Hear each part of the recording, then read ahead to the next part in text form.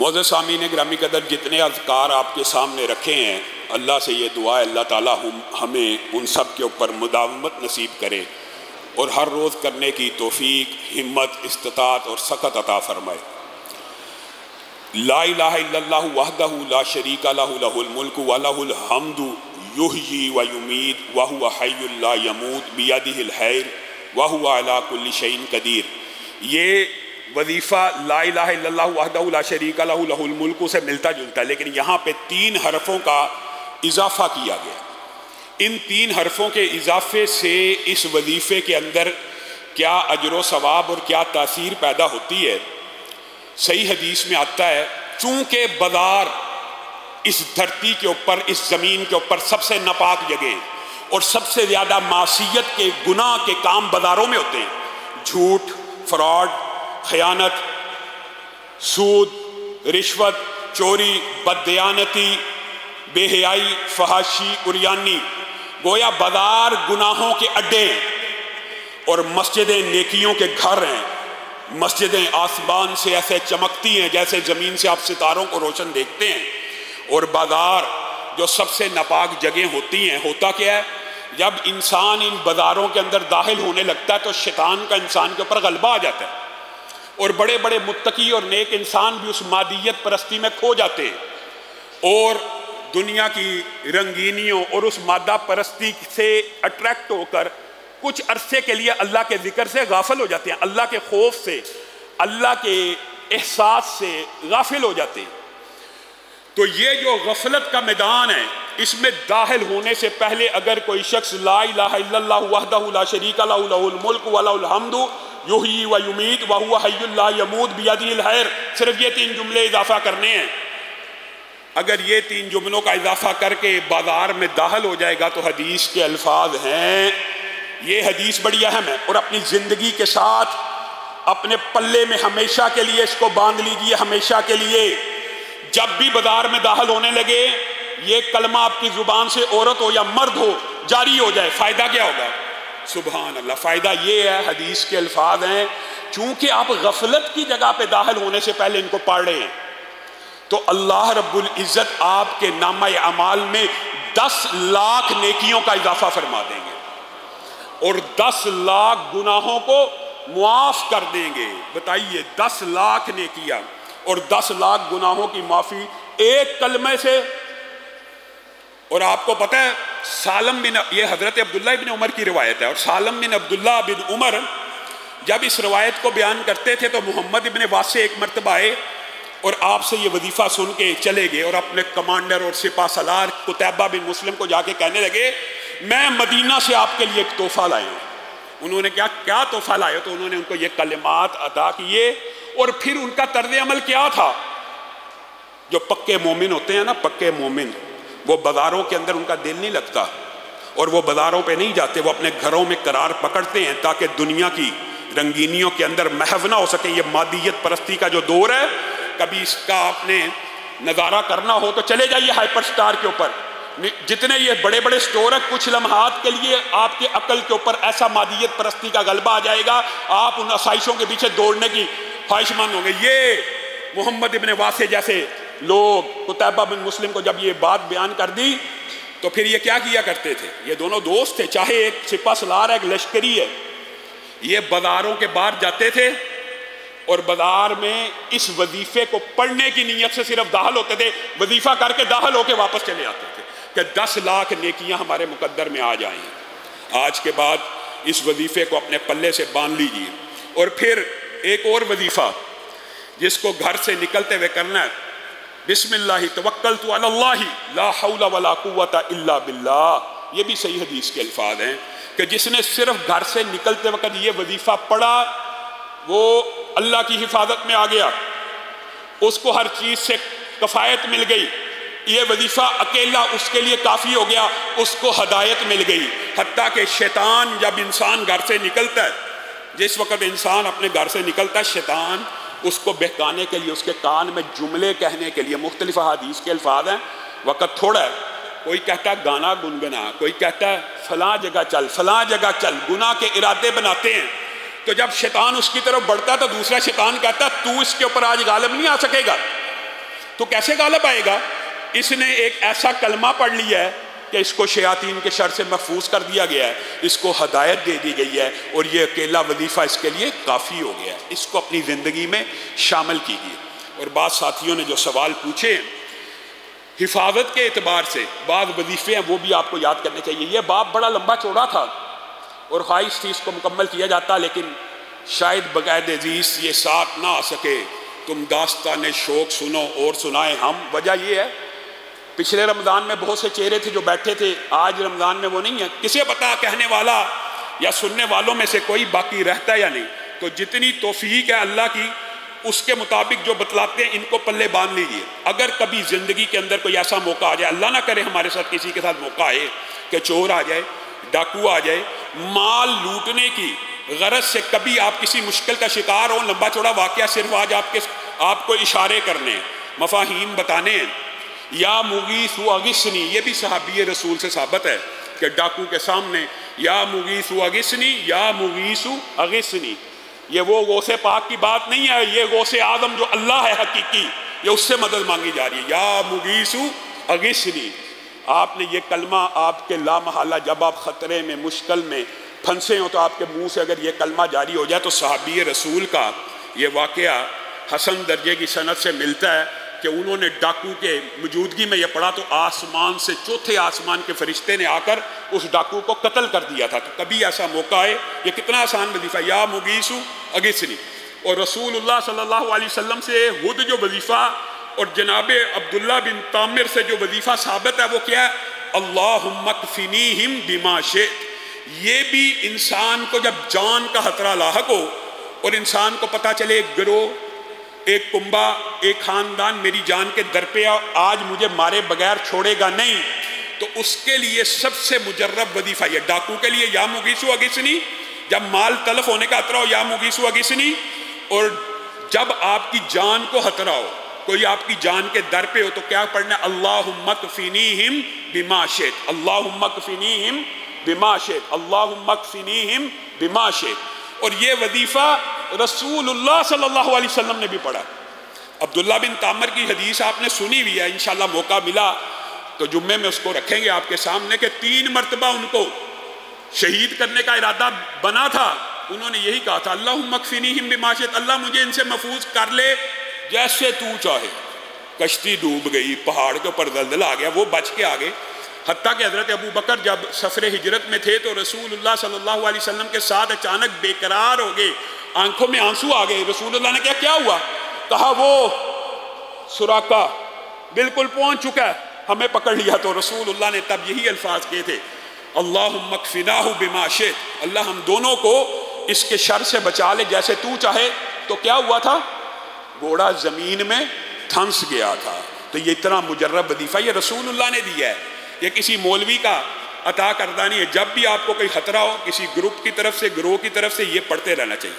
ہاں، جب بھی ایسے جو آپ نے سوالات کیے ہیں، ایسا دشمن ہو جو ظاہر ہو، آپ اس سے ملتے ہیں، اس سے جان کا خطرہ نہیں ہے، لیکن وہ کینہ پرور ہے، ہر وقت آپ کے خلاف سازشیں کرتا رہتا ہے، آپ کے خلاف گفتگو کرتا رہتا ہے، اور ہر وقت آپ کو ڈی گریڈ اور آپ کو نیچا دکھانے کی کوشش کرتا رہتا ہے، اس کے لیے اللہم انا نجعلک فی نحورہم ونعوذ بک من شرورہم، اللہم انا نجعلک فی نحورہم ونعوذ بک من شرورہم۔ یہ وظیفہ اپنے پلے باندھ لیں۔ تو یہ 3 حفاظت کے وظیفے، ایک ڈاکو کی حفاظت کا، ایک جان کے دشمن سے، اور ایک ایسے کمینے دشمن سے جو ہر وقت آپ کے خلاف سازشیں کرتا رہتا ہے، ہر وقت وہ چاہتا ہے کہ آپ کو پروپیگنڈا کرتا رہے، آپ کو گندا کرے، آپ کے خلاف مختلف باتیں کرے۔ تو آپ نے اس وظیفے کو بھی اپنی زندگی میں شامل کرنا ہے۔ اور چند وظیفے شفا کے حوالے سے کر کے میں آگے بات کو بڑھاؤں گا۔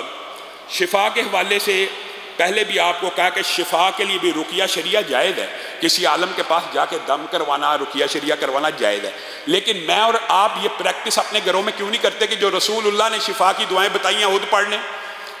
جس بندے کو سکن کا کوئی مسئلہ ہے، سکن ڈیزیز ہے، سکن کینسر ہے، سکن کے اوپر جلدی امراض ہیں، اس کے لیے نہایت مجرب وظیفہ ہے بسم اللہ تربت ارضنا بریقۃ بازنا۔ مٹی کو پکڑنا ہے یا زمین کے اوپر ہاتھ جہاں پہ پاک صاف مٹی ہو، یا مٹی کو پہلے پاک صاف کو رکھیں، اور اس مٹی کے اندر اپنے لعاب کو ملانا ہے.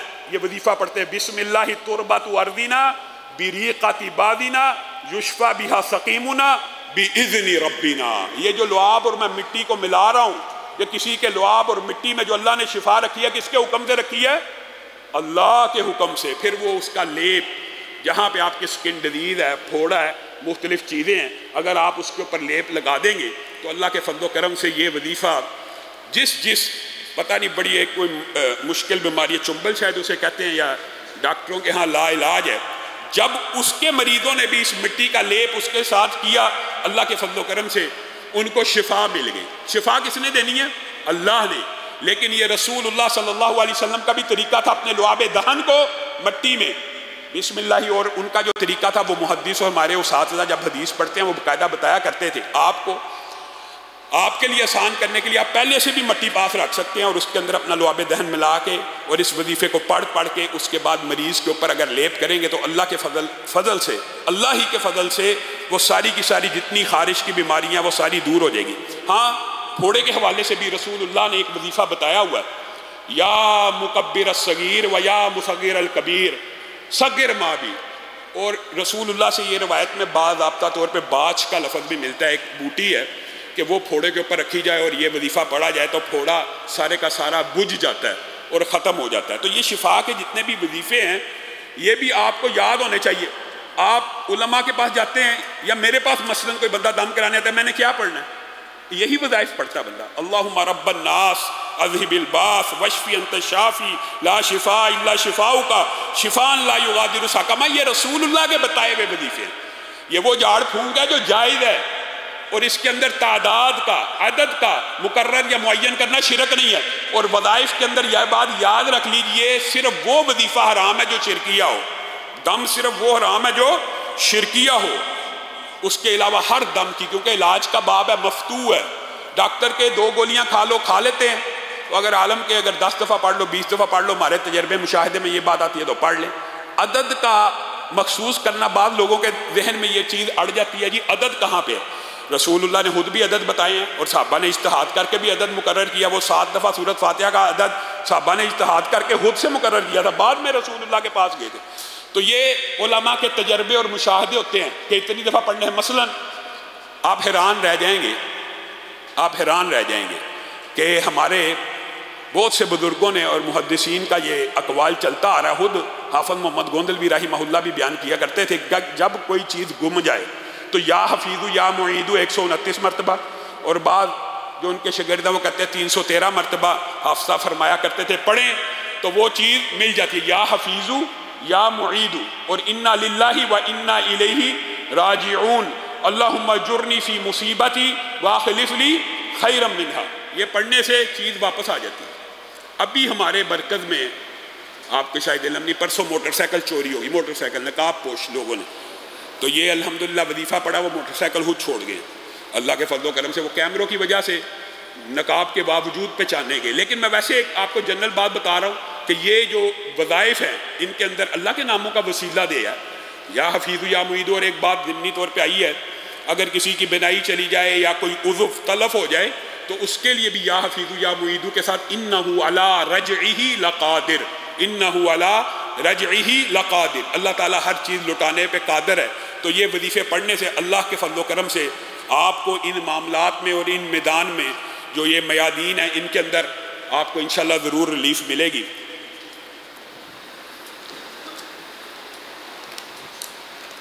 آپ نے ان وظائف کو اپنی زندگی کا حصہ بنانا.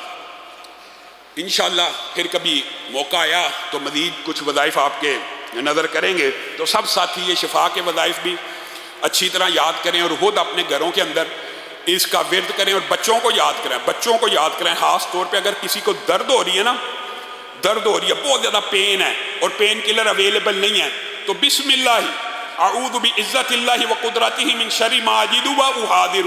کتنی دفعہ پڑھنا ہے؟ 7 دفعہ. 7 دفعہ بسم اللہ 7 پڑھنی ہے. اعوذ بعزت اللہ وقدرتہ من شر ما اجد واحاذر. یہ رسول اللہ کے بتائے ہوئے وظیفے ہیں. اور ایک وظیفہ جو رسول اللہ صلی اللہ علیہ وسلم نے بیان کیا ہے اس کو بیان کر کے میں آگے چلتا ہوں. وہ یہ ہے کہ جب آپ کسی مریض کو کسی مشکل میں دیکھیں، کینسر کے مریض کی عیادت کرنے گئے ہیں کسی مہلک مریض کی عیادت کرنے گئے ہیں، لیور کا بیمار ہے یا کسی بھی پیشنٹ ہے، کوئی ایسا پیشنٹ ہے جس بیماری میں آپ شکار نہیں ہونا چاہتے اور آپ مبتلا نہیں ہونا چاہتے، تو رسول اللہ نے اس کا کیا علاج بتایا؟ الحمدللہ الذی عافانی مما ابتلاک بہ وفضلنی علی کثیر ممن خلق تفضیلا۔ جو بندہ کسی بیمار کو دیکھ کے یہ دعا پڑھ لیتا ہے، اللہ رب العزت زندگی بھر میں اس کو کبھی وہ بیماری نہیں لگاتا۔ ہاں محدثین نے یہ شرح کی ہے کہ جب مریض کی عیادت کر رہا ہو اس کے سامنے نہ پڑھے، اس کو تکلیف نہ دے، اس کو تو آپ پرسہ دینے گئے ہیں، اس کو تو آپ ریلیف دینے گئے ہیں، اس کی تو آپ مزاج پرسی کرنے گئے ہیں، اس کے لیے تو آپ دعا کرنے گئے ہیں، اس کو تو آپ ریلیکس کرنے گئے ہیں، کیا اس کے سامنے یہ دعا پڑھیں گے؟ ہاں اپنے منہ میں پڑھ لے، خاموشی سے پڑھ لے، جب وہ نہیں دیکھ رہا ہو کچھ پیچھے ہٹ کے یہ دعا پڑھنا بھی، یہ آداب بھی ایسے، تو یہ دعا پڑھنے سے انشاءاللہ وہ بیماری آپ کو نہیں لگے۔ معزز سامعین گرامی قدر، رمضان بڑی تیزی سے جا رہا ہے، سمجھے ختم ہو گیا تقریباً۔ اللہ رب العزت ہم سب کو لیلۃ القدر ہمارے نصیب میں کرے۔ یہ بڑی عظمت کی رات ہے، جبریل امین جیسا مقرب فرشتہ زمین پہ موجود ہوتا ہے اور آپ کے ہمراہ ہوتا ہے۔ اللہ تعالی ہم سب کو ان کی رفاقت نصیب کرے۔ اتنا عظیم فرشتہ جو نبیوں کا رفیق تھا، امتیوں کے لیے بھی اتر آتا ہے ایک دن اور ان کی رفاقت میں ساری رات بسر کرتا ہے۔ اللہ تعالی ہمیں ان کی رفاقت نصیب کرے۔ لیکن میرے بھائیوں، یہ جو اعمال ہم نے رمضان میں سیکھے ہیں، جتنے بھی اعمال ہیں، آج 5-6 باتیں صرف اشارے کروں گا، آپ نے سمجھنا تیزی سے۔ یہ سارے کے سارے اعمال اللہ کے ہاں مقبول کب ہوتے ہیں؟ اعمال تو ہم نے سیکھ لیے، اعمال تو ہم نے کر لیے، یہ وظائف بھی ہم نے سیکھ لیے، مختلف علماء نے آپ کے سامنے مختلف نیکیاں رکھی۔ یہ نیکیاں قبول کب ہوتی ہیں؟ یہ آپ نے انگلیوں کے اوپر 5-6 اسباب اور وہ چیزیں گن لینی ہیں۔ پہلی بات، بنی الاسلام علی خمس، جو بندہ یہ 5 جو اسلام کے پلرز ہیں، بنیادیں ہیں، ان کے اوپر عمل نہیں کرتا، اس کی کوئی نیکی قابل قبول نہیں ہے۔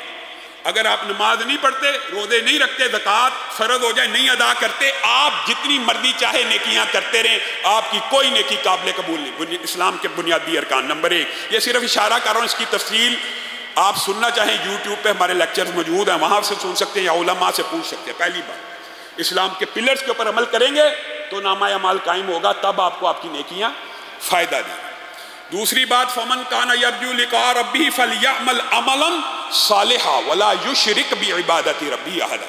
دوسرا عمل یہ ہے کہ عمل کے اندر اخلاص ہو، شرک نہ ہو، اور شرک کی شین تو دور کی بات ہے، شرک کے خفی بھی نہ ہو، اور خفی سے مراد ریاکاری ہے۔ ریاکاری میں انسان غیر اللہ کی عبادت کر رہا ہوتا ہے، بتائیے؟ نہیں، عبادت اللہ کی ہو رہی ہے، دکھلا غیروں کو رہا ہوتا ہے۔ عبادت کیا لوگوں کی کر رہا ہوتا ہے؟ نماز اللہ کے لیے پڑھ رہا ہوتا ہے، صرف اس میں خشوع و خضوع پیدا کرتا ہے، کس کے لیے؟ بندوں کے لیے۔ گویا عبادت تو اللہ کی ہو رہی ہے، صرف لوگوں کو دکھانے سے، ریاکاری سے۔ اگر ریاکاری سے، یہ آپ نے سمجھنا نقطہ، آگے بڑھیں گے، زیادہ باتیں کرنی ہیں، یہ اگر ریاکاری سے عمل تباہ و برباد ہو جاتے ہیں تو شرک سے نہیں ہوں گے، جو عبادت ہی غیر اللہ کی ہے، اس سے تو اعمال کا جنازہ اور بیڑا غرق آپ خود ہی اندازہ لگا لیجئے، اگر ریاکاری سے اعمال کا جنازہ نکل جاتا ہے۔ تو دوسری بات، اپنے اعمال میں اخلاص پیدا کیجئے، شرک سے پاک ہوں اور ریاکاری سے پاک ہوں، ورنہ وہ حدیث سب کو پتہ ہے، جس طرح امت محمدیہ کے اوپر اللہ کا یہ احسان ہے کہ سب سے پہلے کس امت نے جنت میں جانا ہے؟ امت محمدیہ نے۔ تو ایک عتاب بھی ہے، ایک عقاب بھی ہے، ایک وعید بھی ہے، ایک خطرہ بھی ہے، جہنم کا افتتاح بھی اس امت کے ان 3 مشہور افراد سے ہوگا، جو ایک بہت بڑا عالم و قاری ہوگا، ایک سخی اور جواد ہوگا، پتہ ہے نا، یہ حدیث سب کو پتہ ہے نا، اور ان کو سب سے پہلے ایک مجاہد فی سبیل اللہ ہوگا۔ کیا کہا جائے گا؟ تم لوگوں کے لیے کرتے تھے، جہنم میں چلے جاؤ۔ سب نے حدیث سنی ہوئی ہے، بس ذہن میں رکھنا ہے کہ اعمال کی قبولیت کے لیے دوسری اہم شرط یہ ہے، ریاکاری سے پاک ہو، شرک سے پاک ہو۔ تیسری جو اہم شرط ہے وہ یہ ہے، عمل صالح ہو، عمل صالح ہو۔ اور عمل صالح کون سا ہوتا ہے؟ جو عمل، بتائیے، جو عمل رسول اللہ صلی اللہ علیہ وسلم نے کیا ہو، بس۔ عمل صالح صرف وہ ہے جو رسول اللہ نے کیا، اور جو بندہ اپنی طرف سے گھڑ کے جتنا مرضی نیکی کا عمل کر لے۔ هل اتاك حدیث الغاشیہ وجوہ یومئذ خاشیہ عاملۃ ناصبہ تصلی نارا حامیہ۔ عاملۃ ناصبہ، ایسی پیشانیاں جن کے ماتھوں کے اوپر سجدوں کے نشان، گہرے محراب عاملۃ ناصبہ تسلا نارن حامیہ، سارے کے سارے جہنم میں ڈال دیے جائیں گے۔ کیوں؟ سب سے بڑی وجہ یہ ہوگی فمن کان یرجو لقاء ربہ فلیعمل عملا صالحا، عملا صالحا، اور عمل صالح صرف زمین کی پشت کے اوپر وہ ہے جو رسول اللہ کر کے دے گئے، بتلا کے دے گئے، ان کے سامنے ہو گیا، اس کے علاوہ کسی مولوی کا بنایا ہوا، کسی عالم کا بنایا ہوا، کسی مفتی کا بنایا ہوا، کسی علامہ کا بنایا ہوا عمل صالح نہیں ہے جو بندہ عبادت کی نیت سے گڑے۔ اب آپ نے غور کرنا، معاشرے میں تان و تشنیع نہیں کرنی، اصلاح کے لیے بیٹھے ہوئے ہیں، لوگوں کو متنفر کرنے کے لیے نہیں بیٹھے۔ کل کرنے میں کوئی حرج نہیں، چلیسوے میں کوئی حرج نہیں، چہلم میں کوئی حرج نہیں، فلاں بدعت میں کوئی حرج نہیں، بدعت اچھی بھی ہوتی ہے، رسول اللہ کہتے ہیں بدعت بری ہوتی ہے، یہ کہتے ہیں بدعتیں بھی اچھی ہوتی ہے۔ عمل صالح ہوگا تو قابل قبول ہوگا۔ یہ تین باتیں ذہن میں آ گئی کہ اسلام کی بنیادی شرک و ریاکاری سے پاک، عمل سنت نبوی کے مطابق، آگے بڑھیے۔ اس کے علاوہ بھی باتیں، یہ باتیں تو ہمیں یاد رہتی ہیں، لیکن جو باتیں حقوق العباد سے متعلق ہیں وہ ہمیں نہیں یاد رہتی۔ حقوق العباد بھی بڑا اہم چیپٹر ہے میرے بھائیوں۔ رسولوں کو بھی اللہ رب العزت نے حکم دیا ہے، یا ایھا الرسل کلوا من الطیبات واعملوا صالحا۔ یہ اگر رسولوں کے لیے حکم ہے کہ اے اللہ کے رسولوں کو اللہ کہہ رہا ہے، رسولو کلوا من الطیبات واعملوا صالحا، پہلے حلال کھاؤ پھر نیک عمل کرو، پہلے حلال کھاؤ پھر نیک عمل کرو، پہلے حلال کھاؤ پھر نیک عمل کرو۔ یا ایھا الناس کلوا مما فی الارض حلالا طیبا، رسولوں کو ہی حکم نہیں ہے، لوگوں کو بھی ہے کہ زمین کے اوپر اگر رہنا ہے تو حلال کھاؤ۔ میرے بھائیو، اللہ کی قسم، آپ کا دل توڑنا مقصود نہیں ہے، مطلوب نہیں ہے، لیکن اعمال کی قبولیت کی قرآن و سنت میں یہ شرط موجود ہے۔ عمل تب قابل قبول ہوگا جب آپ حلال کماتے ہوں گے۔ اگر حرام کماتے ہوں گے، حرام سے جسم نے پرورش پائی، حرام سے گوشت پوشت چڑھا، حرام سے ہڈیاں بنی، جتنا جی چاہے نیک عمل کرتے رہے، قابل قبول نہیں ہے۔ حقوق العباد کی دفعہ آپ کو بالکل ہی احساس نہیں کہ آپ لوگوں کا مال خیانت سے لوٹ کے، جھوٹ بول کے، بددیانتی سے، وعدہ خلافی کر کے کھا رہے ہیں، اور آپ سمجھ رہے ہیں آپ کے اعمال قبول ہیں۔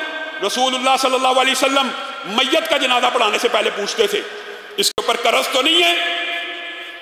یہ صحابہ تھے، قرض تو نہیں ہے؟ قرض ہے تو میں نے نہیں پڑھانا۔ یہ حقوق العباد کا یہ چیپٹر ہم نے کلوز کر دیا۔ یہ رمضان جا رہا ہے، سمجھیے، غور کیجئے۔ حرام کھانے سے بھی اعمال قبول نہیں ہوتے۔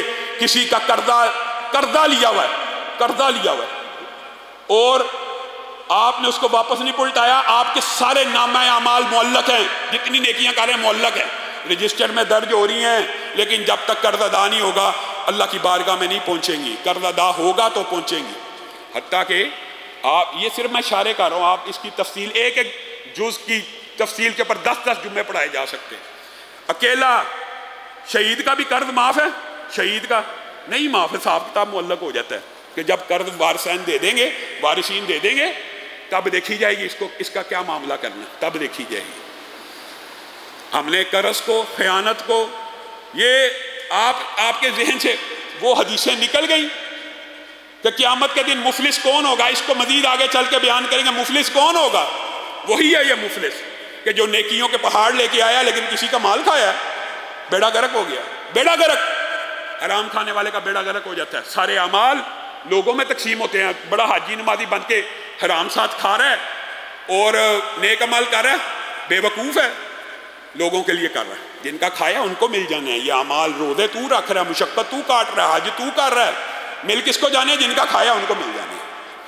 قرضے اس دنیا میں اگر آج بھی کوئی بندہ کسی کا پیسہ لے کے دبا کے بیٹھا ہوا واپس کرے، ارادہ کرے کہ واپس کروں گا، اللہ آسانیاں پیدا کرے، ارادہ تو کرے کہ کرنا واپس۔ لوگ قرض اس نیت سے لیتے ہیں کہ واپس کرنا ہی نہیں۔ اور پھر میرے بھائیوں، ایک اور اہم باب ہے، خدا کی قسم بڑا طویل ہے، اور مائیں بہنیں بیٹیاں گزارش کرتی ہیں اس کو بیان کریں۔ اسی حوالے سے، اسی کے ضمن میں حقوق العباد میں بددیانتی اور خیانتیں کرنے والے، خیانت ایک آنکڑا ہے، حتیٰ کہ کل قیامت کے دن بعد لوگ سمجھیں گے اب ہم جنت میں بس داخل ہی ہونے والے ہیں، تو پل صراط کے اوپر سب سے سخت آنکڑا خیانت کا ہوگا، جو اس وقت اس کو پکڑ کے جہنم میں پھینک دے گا۔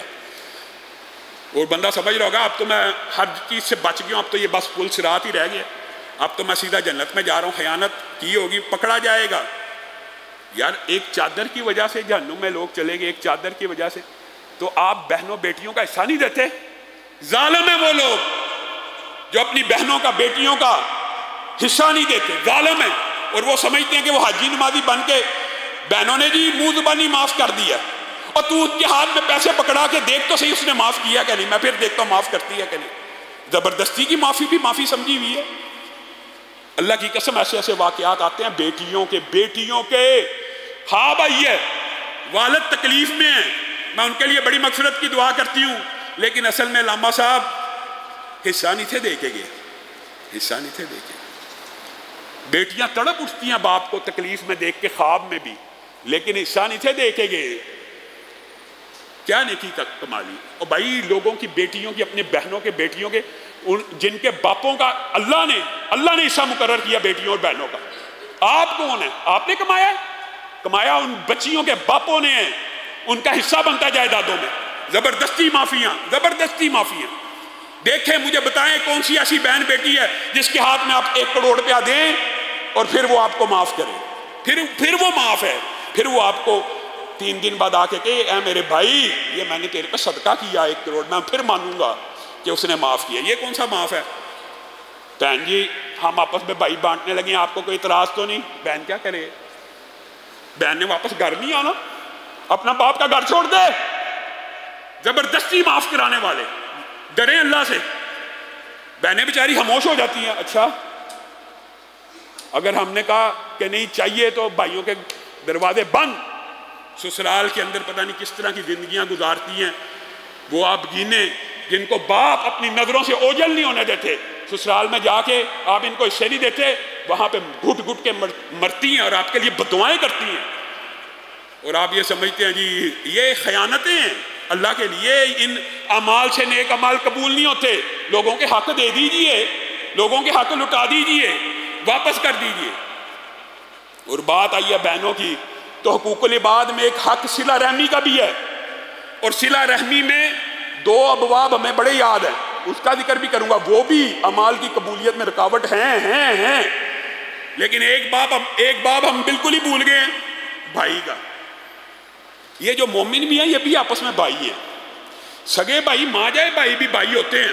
فرقان علیہ صاحب کا آپ نے درس سنا کہ یہ بھی بھائیوں کی بھی محبت ہوتی ہے۔ حضرت یوسف چیخ اٹھے، تڑپ اٹھے جب بھائیوں نے آگے کہا نا تصدق علینا، ہمارے پر صدقہ کر دے۔ یوسف کی آنکھوں میں آنسو آگے، کتنے ظالم بھائی تھے، لیکن یوسف کی آنکھوں میں آنسو آگے کہ میرے بھائی مجھ سے صدقہ مانگ رہے ہیں۔ حل علمتم ما فعلتم بیوسف، آج صدقہ مانگ رہے ہو، تمہیں پتا تم نے یوسف کے ساتھ کیا کیا تھا؟ بھائی پہچان گئے، اچھا یوسف کا واقعہ تو اس کے علاوہ کوئی نہیں جان سکتا، آپ ہی یوسف ہیں، آپ ہی یوسف ہیں۔ تو یوسف نے کہا تھا اس وقت لا تثریب علیکم اليوم، آج کے دن میں نے تمہیں معاف کیا تمہارے صدقہ مانگنے کی وجہ سے۔ دل کے اندر دیکھیں یہ بھائی ہوتا سکا کہ بھائی نے صدقہ مانگ لیا بھائی سے تو دل تڑپ اٹھا کہ آج میرا بھائی میرے سامنے ہاتھ ملاتا ہے۔ یہاں پہ ایسے بھائی ہیں 5-5 6-6 سال سے لڑے میں صلح نہیں کرتے، ایک دوسرے سے بات نہیں کرتے۔ صلہ رحمی بڑا اہم باب ہے، مومن بھی آپس میں بھائی ہیں، مومن بھی آپس میں بھائی ہیں، صلح کرو۔ ورنہ یہ باب بھی اسی طرح خطرناک ہے کہ رسول اللہ کی زندگی سے ہم نے کیا سیکھا؟ رسول اللہ مکہ میں داخل ہو رہے ہیں، سعد بن عبادہ یا ابا سفیان، ابو سفیان کو واضح لگا رہے ہیں، الیوم یوم الملحمہ، الیوم یوم الملحمہ، آج کا دن خون ریزی کا دن ہے، آج کا دن جنگ عظیم کا دن ہے، آج خانہ کعبہ کے سامنے خونوں کو بہایا جائے گا، آج خانہ کعبہ کے سامنے ان ظالموں کی گردنوں کو کاٹا جائے گا جو ساری زندگی ظلم کرتے رہے، آج خانہ کعبہ کچھ دیر کے لیے حلال کر دیا جائے گا خون بہانے کے لیے۔ سعد بن عبادہ پرچم لے کے جرنیل ایک گروہ کے سربراہ ہیں اور ابو سفیان کو مخاطب ہو کے کہہ رہے ہیں الیوم یوم الملحمہ۔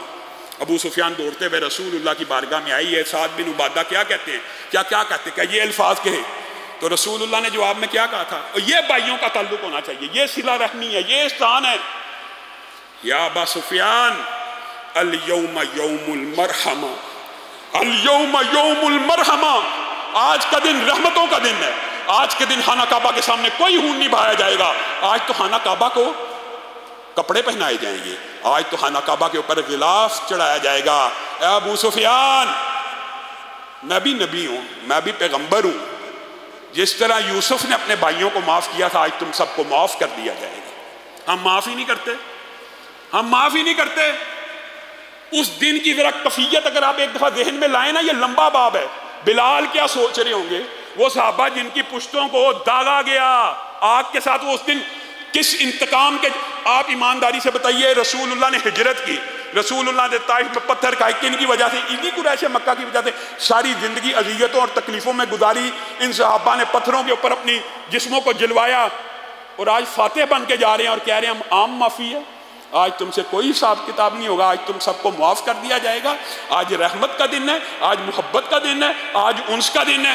یہ ظرف ہمارے کب آئیں گے؟ جب تک یہ ظرف نہیں بنیں گے، اعمال کی قبولیت میں خطرہ۔ جب تک دو مسلمان بھائی صلح نہیں کرتے، اعمال معلق ہو جاتے ہیں۔ آپ کو یہ بات سمجھ نہیں آتی؟ اللہ کی قسم، بھائیوں کے اوپر، بھائیوں کے جو احسانات ہیں وہ سارے جمع کر لیے جائیں۔ میں اکثر سوچتا ہوں تو جو احسان موسیٰ نے اپنے سگے بھائی پہ کیا کوئی نہیں کر سکتا۔ ہارون اخی، ہارون اخی، اللہ یہ میرا بھائی ہارون ہے، اشدد بہ اذری واشرکہ فی امری۔ بتائیے، آپ نے پورے قرآن پاک میں انبیاء کی دعائیں اور حدیث میں انبیاء کی دعائیں تو سنی ہیں کہ انہوں نے دعا کی اللہ ہمارے بیٹوں کو بھی نبی بنا۔ ابراہیم نے بھی کی، اسحاق نے بھی کی، یعقوب نے بھی کی۔ کبھی کسی نبی کی یہ دعا سنی ہے کہ اللہ میرے بھائی کو بھی نبی بنا؟ ہارون اخی، اللہ یہ میرا بھائی ہارون ہے، اس کو بھی میرے ساتھ نبوت میں شامل کرتے۔ اور میں اور آپ بھائیوں کے لیے کتنے سخت دل ہیں، یہ ہمیں نہیں پتا۔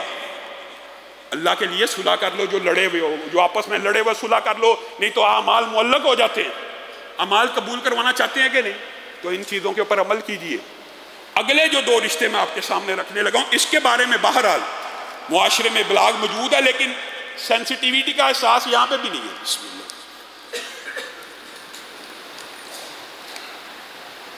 میرے بھائیوں، وقت تیزی سے گزر رہا ہے، میں اپنی بات کو تیزی سے اشارے کر کے ختم کرتا ہوں۔ بعین اسی طرح صلہ رحمی میں ایک رشتہ ماں باپ کے ساتھ بچے گا۔ اللہ کی قسم جھوٹ نہیں ہے، مبالغہ نہیں ہے، سب سے بڑے گناہوں میں ماں باپ کی نافرمانی شامل ہے اور اعمال کی قبولیت کے اندر رکاوٹ ہے۔ جو بندہ ماں باپ کا نافرمان ہے، صحیح حدیث کا خلاصہ رکھ رہا ہوں، کل قیامت کے دن اللہ تعالیٰ اس کی طرف نظر رحمت نہیں کرے گا، اللہ تعالیٰ اس کو جنت میں داخل نہیں کرے گا۔ جو ماں باپ کا نافرمان ہے نہیں کرے گا۔ جتنے مرضی تو نیکیوں کے پہاڑ اکٹھے کر لے، تیرے یہ پہاڑ اللہ کے سامنے رائی برابر کی اہمیت نہیں رکھتے اگر تو ماں باپ کا نافرمان ہے۔ عمال کی قبولیت میں یہ رکاوٹیں ہیں، ان کو بھی تو دور کریں۔ عمل اس وقت قابل قبول ہوگا جب بچہ اپنے ماں باپ کا فرما بردار ہوگا۔ بچہ ماں باپ کا فرما بردار ہوگا تو عمل قابل قبول ہوگا، ورنہ اعمال قابل قبول نہیں۔ اور اس حوالے سے بھی لیکچرز یوٹیوب پہ علماء کے اور والدین کے حقوق کے اوپر موجود ہیں، آپ کے سامنے خلاصہ رکھا ہے کہ اعمال کی قبولیت، رسول اللہ صلی اللہ علیہ وسلم نے کہا جو بندہ ماں باپ کا نافرمان ہے، نہ اس کی نفلی عبادت قبول ہے نہ اس کی فردی عبادت قبول ہے۔ بتائیے پیچھے کیا رہے گا؟ بین اسی طرح عورتوں کے لیے، بیویوں کے لیے جو حکم بیٹی اور بیٹے کے لیے ماں باپ کا ہے، بیویوں کے لیے بین وہی حکم خاوند کا ہے۔ اگر خاوند کی نافرمان ہے، اطاعت گزار نہیں ہے، خاوند کی نافرمان ہے، ان کے اعمال کو بھی معلق کر دیا جائے گا، قابل قبول نہیں ہے جب تک خاوند کی اطاعت میں نہیں آتی۔ اور اگر آ گئی تو اتنی آسانی ہے، رسول اللہ نے کہا جو عورت 5 نمازیں پڑھتی ہو، روزے رکھتی ہو، اور شرط کیا لگائی؟ خاوند کی اطاعت کرتی ہو، جنت کے 8 دروازوں سے اس کو پکارا جائے گا۔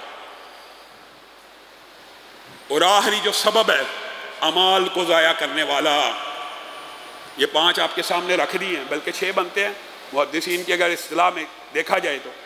یہ 7واں عمل بھی جو اعمال کا بیڑا گرک اور جنازہ نکال دیتا ہے، اور اسی کے اوپر اپنی بات کو ختم کریں گے، وہ یہ کیا ہے؟ سبحان اللہ۔ حضرت ثوبان کے سے جب رسول اللہ نے یہ حدیث بیان کی، حضرت ثوبان بے چین ہو گئے اور رسول اللہ سے پوچھنے لگے، اے اللہ کے رسول، یہ آپ نے جن لوگوں کے بارے میں بات بیان کیا ہمیں ان کی نشانیاں بھی بتا. یہ حدیث کیا ہے؟ رسول اللہ نے حضرت ثوبان کو کہا کل قیامت کے دن بعد لوگ، یہ سارے جتنے آپ کے سامنے بیان کیے نا، یہ وہ لوگ ہیں جو نیکیوں کے پہاڑ لے کے جائیں گے اور عمل قبول نہیں ہوگا. ایک تو وہ ہے جو نیکی کرتا ہی نہیں، اس کا تو ہونا ہی نہیں. یہ وہ ہیں جو کرتے ہیں اور ان کے قبول نہیں ہونے، اگر یہ علتیں پائی جاتی ہیں. اور آخری علت یہ ہے، تہامہ پہاڑ جتنی ثوبان نیکیاں لے کے آئیں گے اللہ کے سامنے. اچھا، اللہ تعالیٰ حبام منصورہ، رائی کے ذرے اور تنکے، خاک کے، بورے کے، کچرے کے تنکوں کے برابر بھی ان کے اعمال کو نہیں سمجھے گا. اللہ کے رسول پھر تو ان کی نشانیاں بتلا دیجیے. کون ہوں گے؟ تمہارے ساتھ نمازیں پڑھنے والے ہوں گے، تمہارے ساتھ قیام کرنے والے ہوں گے، تمہارے ساتھ روزے رکھنے والے ہوں گے، تمہارے ساتھ قرآن کی تلاوت کرنے والے ہوں گے. لیکن یہ ایسے بے وقوف ہوں گے، ایسے بدبخت ہوں گے، لوگوں کے سامنے تو نیکیوں کے اندر جتے ہوئے ہیں، لیکن جب تنہا ہوئے آج کے معاشرے کے اوپر یہ حدیث کتنی فٹ آتی ہے. جب تنہا ہوئے، یہاں پہ نماز فرض کے ساتھ پڑھ کے گیا، روزہ رکھا ہوا ہے، قرآن کی تلاوت کرتا ہے، عبادت گزار ہے، لیکن جب تنہا ہوئے تب اللہ کی حدود کی کوئی پرواہ نہ کی، اور اس وقت اللہ کا کوئی خوف محسوس نہ کیا. لوگوں کے سامنے خوف کرتے ہیں اور تنہائی میں اللہ کا خوف نہیں کریں گے. حضرت ثوبان کہتے ہیں ہمیں سمجھ آ گئی. سمجھ کیا آئی؟ آپ کو سمجھ آئی ہے؟ آپ کو پتہ نہیں آئی ہے کہ نہیں؟ حضرت ثوبان کو سمجھ آ گئی. گھر گئے ہیں، فیس بک کھول لیا ہے، یوٹیوب کھول لیا، ٹویٹر کھول لیا ہے، گندی تصویریں سامنے آ رہی ہیں، اللہ کی حدود کی کوئی حیا نہیں کہ اللہ نے آپ کے اوپر حرام کیا ہے ان کو دیکھنا. جب تنہا ہوں گے اللہ کی حدود کا جنازہ نکال دیں گے، بیڑا گرک نکال دیں گے. تہامہ پہاڑ جتنی نیکیاں لے کے آ جاؤ، تنہائی میں اگر اللہ سے نہیں ڈرتے، اکیلے میں اگر اللہ سے نہیں ڈرتے، تو تمہارے اعمال کا جنازہ نکل جائے گا. اللہ تعالی ہمیں ان 7 اسباب سے محفوظ فرمائے. اور اگر کسی کے اندر آج یہ علت موجود ہے، اللہ توبہ کرتے ہیں اور ارادہ کرتے ہیں کہ یہ اگر مقروض ہیں تو قرضہ ادا کریں گے، اور اگر کسی کا حق کھایا ہوا ہے اس کو لٹائیں گے، اگر بہنوں بیٹیوں کا دینا ہے ان کو لٹائیں گے. اگر تنہائی میں گناہ کرنے کی عادت ہے اللہ تعالیٰ چھوڑیں گے. ماں باپ کے نافرمان ہیں، اطاعت گزار بنیں گے. حامد کی نافرمان ہوں، حاج کے بعد حامد کی تابعداری کروں گی. معروف کے اندر عمل صرف وہ کریں گے جو عمل صالح ہوں گے، ریاکاری سے بچیں گے، اور اسلام کی بنیاد اور پلر نماز روزے کو کبھی نہیں چھوڑیں گے. جب زکوٰۃ فرض ہوگی زکوٰۃ کو ادا کریں گے تو اللہ کے فضل و کرم سے آپ کے اعمال قبول ہی قبول ہیں. اللہ رب العزت جو کہا گیا، جو سنا گیا، اس کو سمجھنے کی توفیق عنایت فرمائے. آخر میں ایک سوال ہے، بڑے دن سے کئی ساتھی کر رہے ہیں، وہ سوال جواب کی جو عصر کے بعد نشست ہوتی ہے وہاں پہ تو ہم نے کئی مرتبہ اس سوال کا جواب دے بھی دیا ہے. بہرحال صدقۃ الفطر یہ کب ادا کرنا ہے؟ میرے بھائیو، صدقۃ الفطر عید کی نماز سے پہلے ادا کرنا ہے. اس کا مطلب یہ نہیں ہے کہ عید والے دن کرنا ہے. حضرت ابو ہریرہ جس غلے کے اوپر ان کو مقرر کیا گیا تھا وہ صدقۃ الفطر کا غلہ تھا. وہ جو ابلیس والی روایت اور آیت الکرسی والی ہے نا، وہ فطر کے غلے کے اوپر تھے.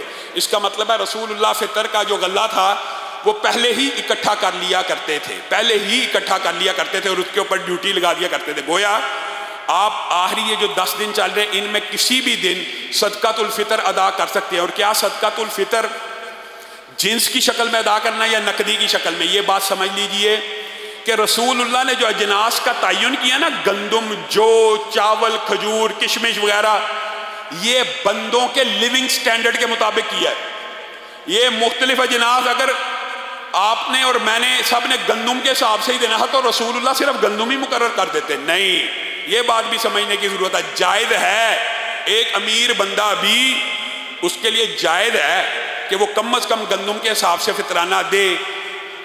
اصل نہیں ہے، اصل یہ ہے جو اس کی خوراک ہے. میکڈونلڈ جاتا ہے 2000 کا برگر کھا لیتا ہے، پورے دن میں مٹن بھی کھا لیتا ہے، گوشت بھی کھا لیتا ہے، دال اور چاول کھاتا ہے ٹیسٹ کے لیے. ایک غریب وہ ہے جو بیچارہ مجبور ہے گندم کھانے پہ، دال کھانے پہ. ایک وہ ہے جو کھاتا دال ہے کبھی یا چاول کے ٹیسٹ اچھا ہو جائے. کیا وہ بھی گندم کے حساب سے فطرانہ دے گا؟ اللہ سے ڈرنا چاہیے. اپنے سٹیٹس کو، بل الانسان علی نفسہ بصیر، ہر بندہ اپنا سٹیٹس جانتا ہے. تو جو غریب افراد ہیں حقیقت میں گندم کا جو فطرانہ ان کے لیے ہے، اور اسی لیے رسول اللہ صلی اللہ علیہ وسلم نے اجناس کو مقرر کیا، مختلف اجناس. تو جو غریب آدمی ہے وہ 300 ساڑھے 300 کے حساب سے دے دے فطرانہ فی کس. اور یہ یاد رکھیے فطرانہ ہر مسلمان کے اوپر واجب ہے، فرض ہے. یہ نہیں ہے کہ اس میں رسول اللہ نے عاقل بالغ کی، غلام غیر غلام کی بھی قید نہیں لگائی. ہر مسلمان، ایک دن کا بچہ پیدا ہوا اس کا بھی دینا ہے، آپ کے گھر کے جو پرسنل ملازم ہیں ان کا بھی دینا ہے. ہاں جو اجرتی ملازم ہے فیکٹری وغیرہ کے وہ مستثنا ہے، لیکن گھر کی کام والیاں، گھر کے چوکیدار جو آپ کے پاس رہتے ہیں، آپ کی خدمت کرتے ہیں، ان کی طرف سے فطرانہ ادا کرنا. اور کتنا کرنا ہے؟ غریب آدمی 300 ساڑھے 300 دے، نارمل مڈل کلاس آج کل کے حساب سے چاول کے حساب سے 700 تک.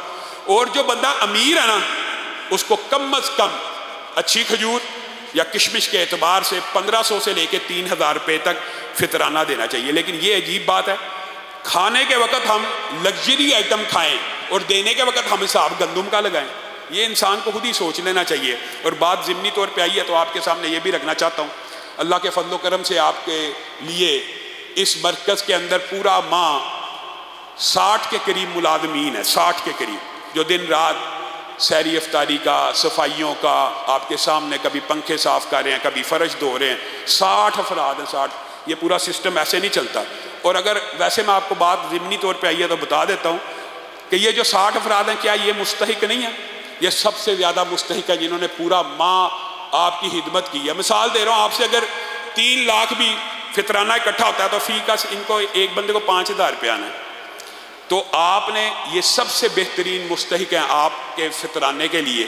اور اس کے ساتھ ساتھ آپ لوگوں کو ویسے بھی پاکستان کے شاید حالات اس قسم کے ہیں کہ آج کل لوگوں کی معیشت خود تنگ ہے تو وہ دین کے اداروں سے اتنا تعاون نہیں کر رہے. لیکن ضمنی طور پہ بات ہے آپ سب کو دین کے ان اداروں کے ساتھ تعاون بڑھ چڑھ کے کرنا چاہیے تاکہ جو مستقبل کے پروجیکٹس ہیں انسان ان کے ٹارگٹس کو اچیو تو کرے. لیکن ٹینشن کی بات نہیں، اللہ کا کام ہے. اگرچہ اس دفعہ ہمارے ٹارگٹس کے سے بہت کم پیسے ہوئے، لیکن یہ اللہ کا کام ہے. جب اللہ تعالیٰ عطا کرے گا تب ہم وہ بنا لیں گے. لیکن آپ ساتھیوں کو بھی تو چاہیے، ایک ایک ساتھی اگر کھلے دل سے انفاق فی سبیل اللہ کرے تو یہ تو کئی لوگ ایسے ہیں جو پوری جگہ خرید کے دے سکتے.